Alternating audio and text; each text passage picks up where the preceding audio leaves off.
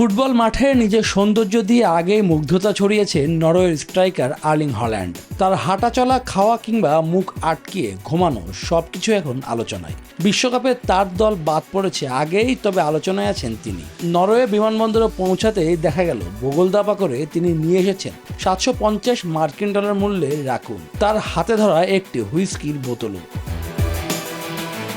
অসলোর গার্ডারমোয়েন বিমানবন্দরে নরওয়ের দলের বিমানটি যখন অবতরণ করে তখন লাল গালিচায় হল্যান্ডকে দেখা যায় একেবারে ভিন্ন এক লুকে। সামাজিক যোগাযোগ মাধ্যমে সেই রাকুনের ছবি শেয়ার করে হল্যান্ড স্বভাবসুলভ রসিকতায় ক্যাপশন দিয়েছেন, এটি নিজেই তার পিছু পিছু বাড়ি চলে এসেছে।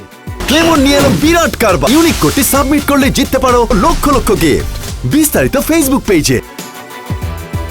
আটলান্টিক মহাসাগর পাড়ি দিয়ে এমন এক বন্যপ্রাণী নিয়ে আসার পেছনের গল্পটি বেশ মজার। জুলাইয়ের শুরুতে বিশ্বকাপের ম্যাচ দেখতে টেক্সাসে অবস্থান করছিল নরওয়ে দল। টুর্নামেন্টের মাঝে পাওয়া এক বিরতিতে হল্যান্ড ডালাসের একটি বিখ্যাত ওয়াইল্ড বিলস ওয়েস্টার্ন স্টোর পরিদর্শনে যান।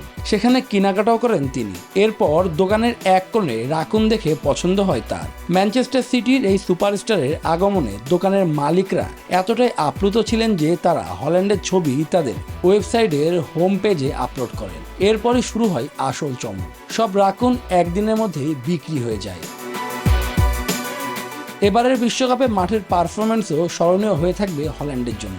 মাঠের লড়াইয়ে হল্যান্ড জাদুতে 5 বারের বিশ্ব চ্যাম্পিয়নদের পরাজিত করে নরওয়ে। শুভদেবনাথ, নিউজ 24।